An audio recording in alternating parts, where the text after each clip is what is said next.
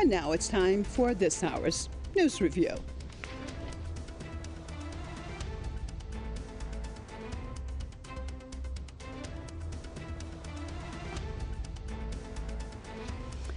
Iran's foreign ministry has strongly condemned the U.S.'s decision to end sanction waivers for projects on Iranian nuclear sites.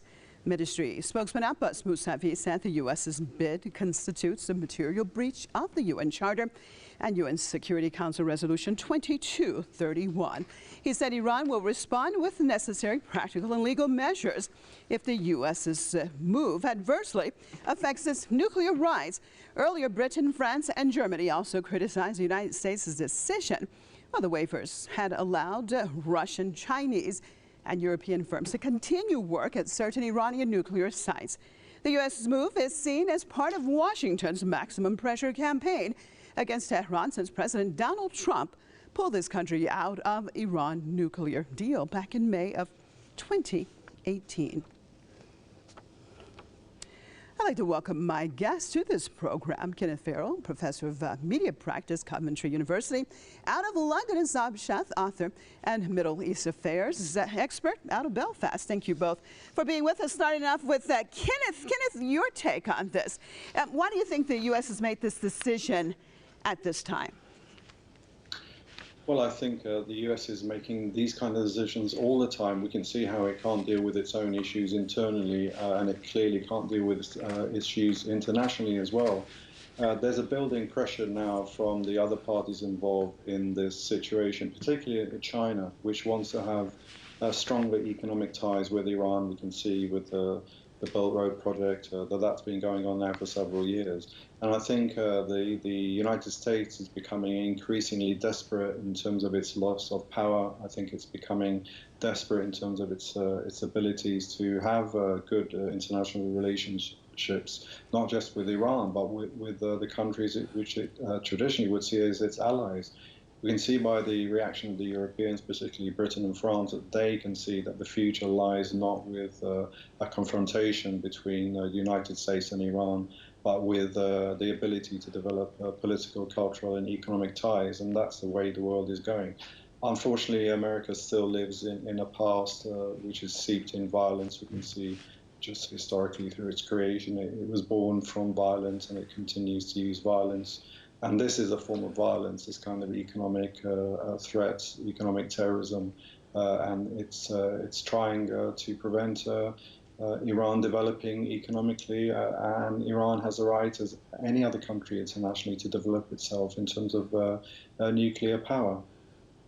Well, Saeb, what do you make of this? It seems that the United States is getting more and more desperate in its attempt to basically overthrow the government of the Islamic Republic.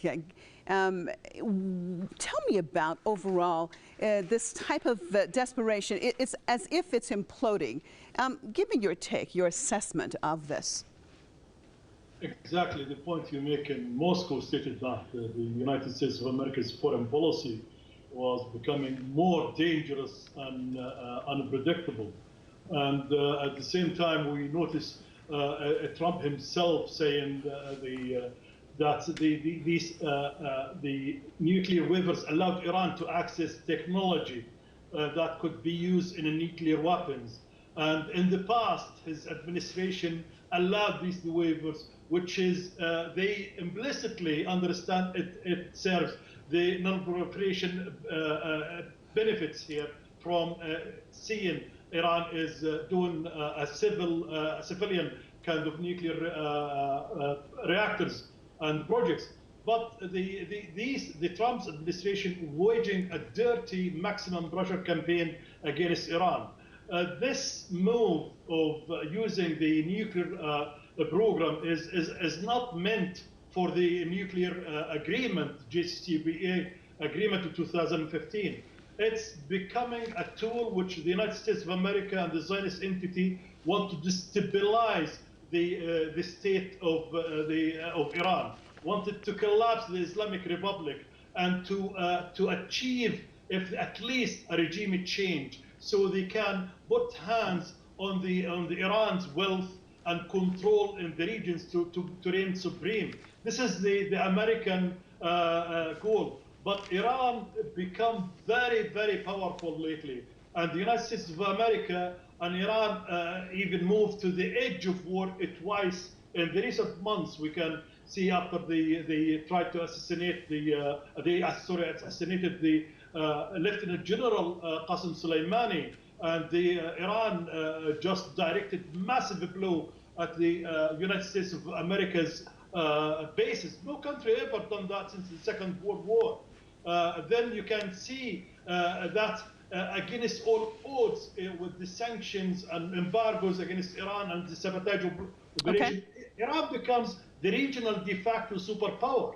It's openly challenging the United States of America's hegemony, regionally and globally. Okay, let me get Kenneth right back in here just like a minute. I don't have that much time, but Kenneth, your take on this. I mean, how likely are we to see, for example, it was Russia, it was China, and it was some European countries who had been given these waivers. Are we likely to see them actually go against the United States or basically abide by Washington's unilateral decision? Well, I think it's highly likely that they'll ignore the United States decision, because the United States is not the nuclear policeman of the world, although it would like to say it is. I think individual countries are now moving into a very different kind of politics. Trump is in the politics of the past. We can see that by how he deals with his internal politics and how he deals with the country that he sees, which is a threat to him, Iran, which of course it isn't. I think Trump is old politics, he's old news, and I think the future lies with the cooperation between Iran, China, Russia. Saeb, let me just 1 minute get Saeb in. Is your perspective on what Kenneth has said? Do you agree? Where do you see this going? I really totally agree. It's the right time for the Trump administration right now to recognize the blowbacks coming out of it, the maximum pressure policy is using on Iran. So he have to reverse course and to return to compliance with the nuclear accord. You can see he is in a cold war with China and Russia at one hand. He have a trouble of institute racism in his own state, people calling for his downfall. He mismanaged the corona. So it's the right time for him, if he wants, and his administration and the United States to survive, to reverse course with Iran. And on that note, thank both of you for being with us on this news review. Kenneth Fero, Professor of Media Practice, Coventry University out of London, and Saeb, Shaath, author and Middle East Affairs expert out of Belfast. Thanks so much for staying with us, and don't go away.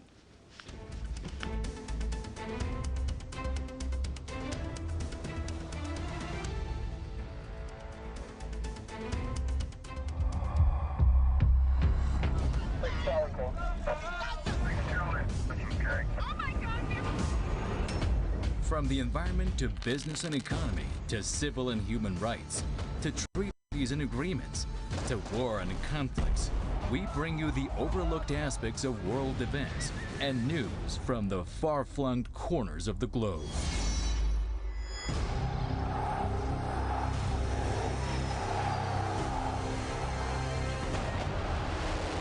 "10 minutes, only on Press TV.